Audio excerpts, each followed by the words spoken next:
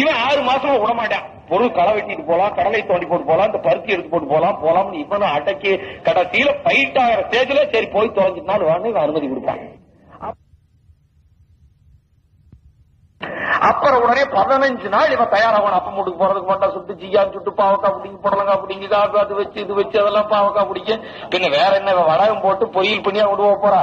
சீயா சுட்டு கட்டா சுட்டு அதெல்லாம் அம்மாளுக்கு பாவக்காய் பிடிக்க அதெல்லாம் புடிங்க எல்லாம் செட்டப் பண்ணி தட்டப்பயிர் ஒரு வயல பாசி பயிர் ஒரு வயல காட்டு கம்பு கஞ்சி நாங்க அப்ப நல்லா குடிக்க அது ஒரு வைக்கெட்டுல எல்லாம் போட்டு செட்டப் பண்ணி பய பிள்ளைகளை ஒப்பிச்சுட்டு போட்டுக்கலாம். சட்டை பிறட்டாவரான்னு 20 நாளைக்கு சட்டை போட்டு அமுத்தி மொடாவிலேயே வச்சிருந்து அபிச்சுட்டு போவையில போட்டுக்கிறோம். எல்லாம் செட்டப் பண்ணி பையனுக்கு சட்டை போட்டு மூஞ்சிக்கு வலுவலுன்னு எண்ணெய் தொடவி கிளீனா பையனை பை கட்டு இதெல்லாம் தூக்கிட்டு இதெல்லாம் போடலங்க வச்சிருக்கா எல்லாம் வலிச்சு கொண்டு போய் புருஷனு பஸ் ஏற்றி விட்டு வரது கொண்டு போய் தோட்டத்துல இருந்து கொண்டு போய் எல்லாம் பஸ்ல வச்சு 2 மணி நேரம் பஸ் வர வரைக்கும் புருஷன் முடாட்டி ஆளுக்கு ஒரு பக்கம் திரும்பி நிற்காங்க. திரும்பி நிக்கிறப்பவே இவன் நினைச்சுக்கிட்டு இருப்பான், இந்த முண்டையை கட்டாம காளி வீட்டியில கொடுக்குறோம்னாங்க அங்க கட்டியிருந்தாங்க. அவன் ஒழுங்கா இருந்து உழைச்சிருப்பான். ஏதோ 1-2 எருவு மாடு கொண்டாந்துருப்பான். இவனை கட்டி அண்ணாடு 6 மாசத்துக்கு இருக்கா ஊருக்கு போறோம்னு நின்னுக்கிறான்னு இந்த அரிசில இவன் கற்பனை பண்ணிட்டே நிற்பான். அவன் அங்கிட்டு திரும்பி நின்னுக்கிட்டு காலிங்கராயம் பாளையத்துல கேட்டிருந்தாங்க அங்க கொடுத்திருந்தாலும் அவன் நல்லா வச்சு மணி அடிப்பான். அங்க கொடுத்திருந்தாலும் இவனுக்கு இந்த துக்கம் தான். அங்கே எருமை மாடு புருஷன் பொண்டாட்டி புள்ள குட்டி கோழி குஞ்சு இதோடத்தான் இவன் லைஃப் மாறடிக்கணும். இவனுக்கு ஒரு கற்பனை அங்க கொடுத்திருந்தாலும் அவன் நல்லா வச்சு மணி அடிப்பா. இவனை கட்டி 6 மாசத்துக்கு ஒருக்கா விடுறதுக்கு ஒரு நிக்கிறானேன்னு அவன் அங்கிட்டு திரும்பிக்கிட்டு நிக்க 2 மணி நேரம் இந்த கற்பனையிலேயே காலத்தெல்லாம் பஸ் வர வரைக்கும் மூச்சு விட மாட்டாங்க. பஸ் வரும் இதெல்லாம் போட்டு இந்த பைக்கெட்டு பாவக்கா புடலங்கா இதெல்லாம் ஏத்தி புள்ள குட்டியெல்லாம் ஏத்தி துணிச்சு விட்டு நினைப்பேன். இவன் பஸ்ல புட்போர்ட்ல ஏறி நின்றுட்டு அப்புறம் யாப்பா அந்த இறங்கியெல்லாம் தடி கட்டி நிழல்ல கட்டி போடு நாய்க்கு பார்த்து சோறு திரு கோழி குஞ்செல்லாம் பிடிச்சி அரைச்சு போடுன்னு அப்புறம் பஸ் ஏறி அதிகாரம் பண்ணுவாங்க. பஸ்ல இருக்கிற பூரா ஒரு மாதிரியா வேடிக்கைப்பா உள்ள ஏறி இந்த சந்திர மூட்டை முடிச்செல்லாம் துணிச்சு புள்ள குட்டியெல்லாம் அமுத்தி கொண்டு போய் எண்ணி பார்த்து எல்லாம் சரியா இருக்கான்னு அமுத்தி துணிச்சு எல்லாம் ரெடி பண்ணி உட்கார போகும்போது பாப்பா பக்கத்து ஊருக்காரி வந்து 3வது சீட்ல உட்காந்துருப்பான். அக்கோ ஏக்கா ஊருக்கு போயிட்டா வாரு ஊர்ல எல்லாம் நல்லா இருக்காங்க சின்ன கடாரி சென்ன வந்துருச்சு பெரியதாப்பா நீ வயசுக்கு வந்துட்டா. பஸ்லயே 50-60 பேர் இருப்பாங்க எல்லாரும் வேடிக்கை பார்ப்பாங்க இதெல்லாம். அப்புறம் எப்படி சார் இந்த கிராமத்துக்காரனும் மத்தவன் மதிப்பான். இப்படி எங்க போனாலும் இந்த உணர்வோடு வாழுகின்ற அந்த வாழ்க்கையினுடைய அடிப்படையை கொஞ்சம் மாற்றி அமைக்கிறதுக்காக இதை சொல்லி இப்படி செய்யாத இப்படி பண்ணாத இப்படி செய்யணும் இப்படித்தான் பண்ணுதான் நாடுதான் நாகரிகம் என்பதை அவர்களுக்கு உணர்த்தி கொண்டு வந்தால் தான் இவர்களுடைய அச்சமும் அறியாமையும் போகும். இன்றைக்கும் கிராமப்புறத்துல குழந்தை திருமணமாகி 1 வருஷம் குழந்தை இல்லைன்னா 2 வருஷம் குழந்தை இல்லைன்னா கல்வி கற்றவர்கள் நாகரிகம் உணர்ந்தவர்கள் லைஃப் என்ஜாய் பண்றான்டா அப்படின்னு. 2 வருஷம் ஏன் குழந்தை இல்லைன்னா அவன் லைஃப் என்ஜாய் பண்றான். கிராமத்துல கல்யாணம் முடிச்சு 1 வருஷம் ஆகி குழந்தை இல்லையா என்ன அம்மடி பூச்சி விடுவோம் தண்ணி கிணத்துல களை வெட்டுறவங்க காட்டுக்கு போறவங்க எல்லாம் ஒரே வருஷம் ஆனா போதும் என்னப்பா அம்மடிக்கு இன்னும் 1 வருஷமாச்சு இன்னும் ஒன்னையும் காரணம் 1 வருஷமாச்சு இன்னொன்னு. சரி குழந்தை பிறந்துருச்சு அப்ப விட மாட்டான் கிராமத்துல 1 வருஷம் இருக்குமா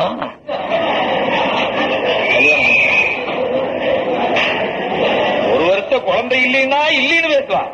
இருந்தா 1 வருஷம் இருக்குமான்னு சந்தேகத்தை கிளப்புவான். அது வம்புதானே. அவன் புதுசுக்காக கொஞ்சம் சந்தேகப்பட்டவனா இருக்கான். அவன் 4 கணக்கு போட்டியான்.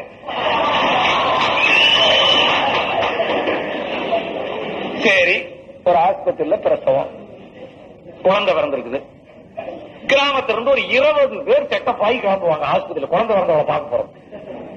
அம்மனி பார்க்க போலாம் வரையா அம்மனி பார்க்க போலாம் வரையா அம்மனி பார்க்க 5 நாள் எல்லாம் உருப்படி சேர்த்து ஒரு 20 உருப்படி கிளம்பி டவுன் சேரி அடிச்சு மோதி உள்ள போய் இறங்கி ஆஸ்பத்திரிக்குள்ள போய் காப்பி குடிச்சு வெத்தலை வாக்கு போட்டு கால் நீட்டிக்கு வந்து உள்ள போனா அந்த குழந்தை 1 நாள் 2 நாள் குழந்தை தாய் மூச்சு பட்டா கூட இன்ஃபெக்ஷன் ஆயிரும் சொல்லி ஒரு 10 அடி தள்ளி நறுத்து குளிப்பாட்டி படுக்க வச்சிருப்பான். ரொம்ப குழந்தை தானே நம்ம மூச்சுல கூட நோய் கிருமி இருக்கும்னு பயம் ஆஸ்பத்திரி. இவங்க போனா நின்று பார்த்து குழந்தை நல்லா இருந்தா உடம்புக்கு நல்லா இருந்தா எத்தனை நாள் கழிச்சு டாக்டர் போலாம்னாரு. நல்லா பாத்துக்காயா பச்சை உடம்பு ஏதோ 2 இவளுக்கு தெரிஞ்ச பக்குவத்து சொல்லிட்டு வந்தவன் அதான் முறை வரமாட்டேன் போய் உட்காந்து பிள்ளை அப்படியே வாரு தூக்கி அந்த பச்சை மண்ண இங்க வாரு மூக்கவி அப்பத்தாளோட்டவே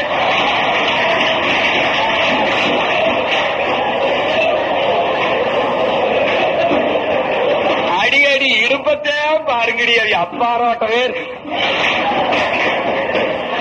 கால பாரு சித்தப்பங்காலோட்டவே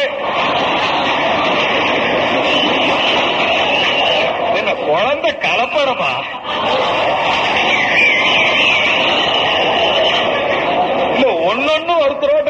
போயிடுச்சுன்னு அர்த்தம்.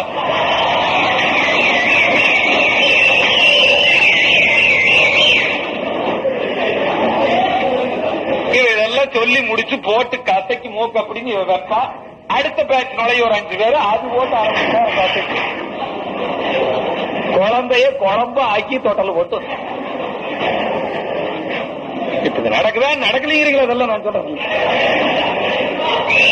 அது நடக்கிட்டு நீங்க வேடிக்கை பார்த்துக்கிட்டே விசில் எடுத்துக்கிட்டு இருங்க. எப்படியாச்சும் திருத்துங்க சார். அதுக்கு தான் சார் உங்ககிட்ட இதெல்லாம் சொல்றேன். எப்படியாச்சும் கொஞ்சம் திருத்துங்க சார். ஆஸ்பத்திரி சரி. குழந்தை பிறந்த உடனே கொஞ்சம் கல்வி கற்றவர்கள், நாகரிகம் உள்ளவர்கள், பொருளாதாரத்தில் கொஞ்சம் உயர்ந்தவர்கள் குழந்தை பிறந்தா அந்த குழந்தையை வளர்த்துறப்ப அம்மா அந்த குழந்தைய எடுத்துக்கிட்டு ராஜா தொட்டில போட்டு ஆட்டுறப்பவே தாலாட்டு பாடுறப்ப இந்த குழந்தை தூங்காம அழுவேன்.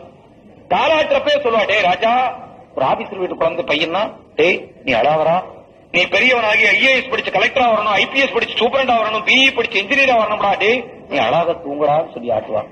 ஒரு அரசியல்வாதி வீட்டுல பையன் அழுதான்னா அவங்க அம்மா என்ன சொல்லி ஆட்டுவா, ராஜா நீ MLA வர போறவன், நீ மந்திரியா வர போறவன், 10ல அவுட் ஆக போறவன்,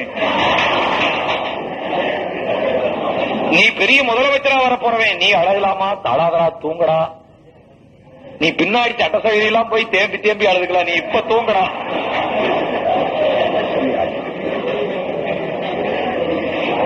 சீமாக்கார வீட்டுல ஒரு குழந்தை தூங்காம அழுகுதா, எம்மா என்ன சொல்லி ஆட்டுவா, டேய் நீ பெரிய பாரதி ராஜா பாலச்சந்தர் பாக்கியராஜ் மாதிரி வர போறவன், நீ தூங்குடா சொல்லி.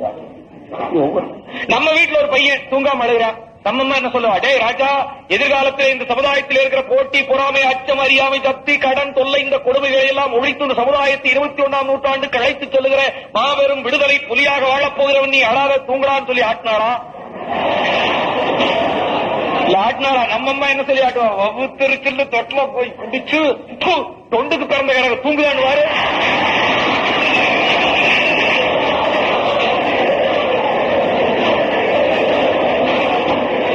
பேசாம படுத்துக்கோ, பூனை வருது படுத்துக்கோ, பேய் வருது படுத்துக்கோ, போலீஸ கூப்பிடுவ படுத்துக்கோ. பேயை சொல்லி போலீஸ சொல்லி காட்டு பூனை சொல்லி மிரட்டி நம்ம பையன் தொட்டல்லையே ஒண்ணு கடிச்சுக்கிட்டு தூங்குறான். அன்னைக்கு அடிச்ச ஒண்ணுக்கு தானே இன்னும் வெகு பேர் ஒண்ணு கடிச்சுக்கிட்டு தானே. குழந்தைய வளர்த்தே தவறிட்டு. சரி பெரியவனாவது ஒரு குழந்தை இடுப்புல வச்சிருக்கோம், மாமா வர்றாரு ஊர்ல இருந்து, கொஞ்சம் வளர்ந்தவங்க நாகரிகமா படிச்சவங்க என்ன சொல்லுவாங்க, டேய் ராஜா மாமா வர்றாரு பாரு, மாமா கிட்ட என்ன சொல்ற, மாமா மாமா நான் காலேஜுக்கு போய் அதுவும் வாசவி காலேஜுக்கு போய் படிச்சு பட்டம் வாங்கி பெரிய ஆபீசரா வர போறேன் சொல்றாங்கன்னா சொல்லி கொடுப்பா. நான் டாக்டர் ஆக போறேன் சொல்றாங்கன்னா சொல்லி கொடுப்பா. அந்த பையன் சொல்லுவா, மாமா மாமா நான் மெடிக்கல் காலேஜ் போய் MBBS படிச்சு டாக்டரா வர போறேன் மாமா. அந்த குழந்தைக்கு அது மனதுல பதியும், படிப்பேன், கல்லூரிக்கு போவேன், பட்டம் வாங்குவேன், பதவிக்கு போவேன். நம்ம அம்மா என்ன சொல்லி கொடுப்பா, கையில வச்சுட்டு இருப்பா. நம்ம மாமா ஊர்ல இருந்து வருவேன், டே தம்பி மாமா மாறாம பாரு மானங்கட்டவே, மாமனை எந்த காலிடா வேணும் இந்த காலியா வரப்ப